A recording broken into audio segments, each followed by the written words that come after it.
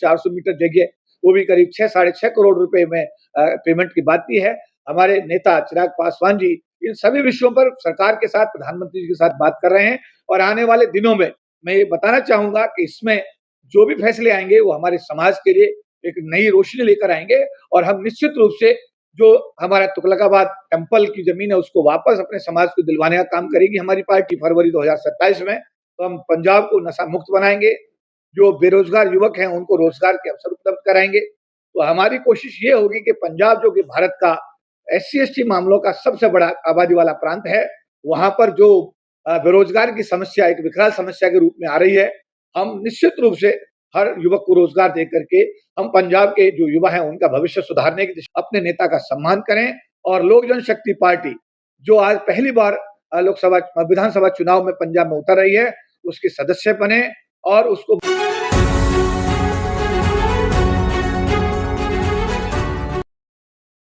पहली बार उनकी जो अपनी ननिहाल है पंजाब, उनका अमृतसर में आगमन हो रहा है। मैं बताना चाहूँगा कि पंजाब के साथ में हमारी पार्टी का या हमारे नेता स्वर्गीय रामविलास पासवान जी का रिश्ता बहुत पुराना है। स्वर्गीय रामविलास पासवान जी की पत्नी रीना पासवान जी अमृतसर सिख परिवार से यानी पंजाब से आती हैं। इस नाते पंजाब श्री चिराग पासवान जी की ननिहाल है और चिराग पासवान जी का केंद्र में मंत्री बनने के बाद ये पहला पंजाब का दौरा है और वो सुबह करीब 10:20 पर अमृतसर के एयरपोर्ट पर पहुंच रहे हैं। वहाँ कार्यकर्ता उनका सम्मान करेंगे और उसके बाद में फिर वहाँ से वो गोल्डन टेम्पल में माथा टेकने आशीर्वाद लेने पहुँचेंगे। उसके बाद जलियांवाला बाग में जो वहाँ पर अपने श्रद्धासुमन अर्पित करेंगे। उसके बाद में वो सीधे डेरा बल्ला जालंधर में जाएँगे और संत निरंजन दास जी का आशीर्वाद प्राप्त करेंगे। उसके बाद में वाल्मीकि चौक जालंधर और अम्बेडकर चौक जालंधर में जाकर के वो भगवान वाल्मीकि और डॉक्टर अम्बेडकर को अपने श्रद्धासुमन अर्पित करेंगे और उसके बाद में वो बूटा मंडी स्थित जो संत गुरु रविदास धाम है, उसमें आशीर्वाद लेने के लिए जाएँगे और वहाँ से वापस वो होटल जो अमृतसर में ली मेरिडियन है, वहाँ वापस आएँगे। वहाँ पर प्रेस के लोगों को संबोधित करेंगे, कार्यकर्ताओं को संबोधित करेंगे और 10 बजे रात्रि 10 बजे के विमान से वो दिल्ली वापस लौटेंगे। बिहार तो आपने इस बार बड़ा अच्छा समीकरण बनाया बिहार का। अभी पंजाब में क्या रणनीति है? ये पंजाब सबसे बड़ा रिचेस्ट स्टेट, भारत का सबसे रिचेस्ट स्टेट अगर है एससी के लिए तो पंजाब है। 36% की आबादी वाला पहला राज्य है भारत का जहां सबसे ज्यादा अनुसूचित जाति समाज के लोग रहते हैं और 36% की आबादी सरकार बनाने के लिए अपना बड़ा अहम महत्वपूर्ण योगदान रखती है। तो हमारा फोकस है कि स्वर्गीय रामविलास पासवान जी ने पूरे देश के लिए मंडल कमीशन लागू कराया, 85% आबादी को आरक्षण का लाभ दिया। देश के SC/ST के लिए जब रिजर्वेशन खत्म किया, सुप्रीम कोर्ट ने संविधान में 3 संशोधन करा करके उन्होंने SC/ST के आरक्षण को बचाने का ऐतिहासिक कार्य किया।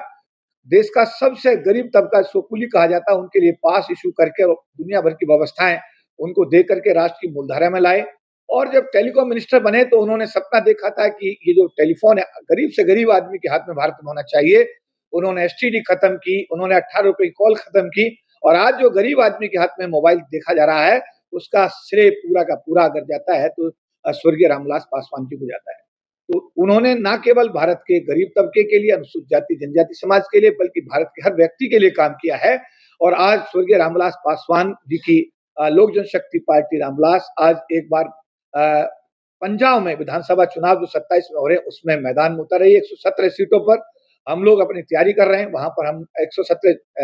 विधानसभा सीटों पे हम लोग चुनाव लड़ेंगे और हमें पूरा विश्वास है कि हमारी पार्टी के संस्थापक अध्यक्ष स्वर्गीय रामविलास पासवान जी ने जो देश के लिए काम किया है, भारत की राजनीति में 5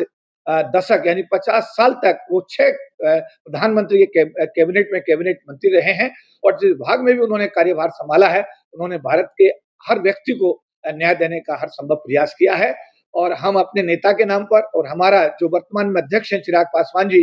जिन्होंने लेटरल एंट्री जिससे SC/ST OBC के लोगों का और जनरल कैटेगरी का जो रिजर्वेशन दिया गया सभी लोगों का नुकसान हो रहा था, चिराग पासवान जी ने प्रधानमंत्री से बात करके लेटरल एंट्री जैसे मसले पर मामले को टेकअप किया और उस लेटरल एंट्री के मामले को समाप्त करा कर एक ऐतिहासिक कार्य किया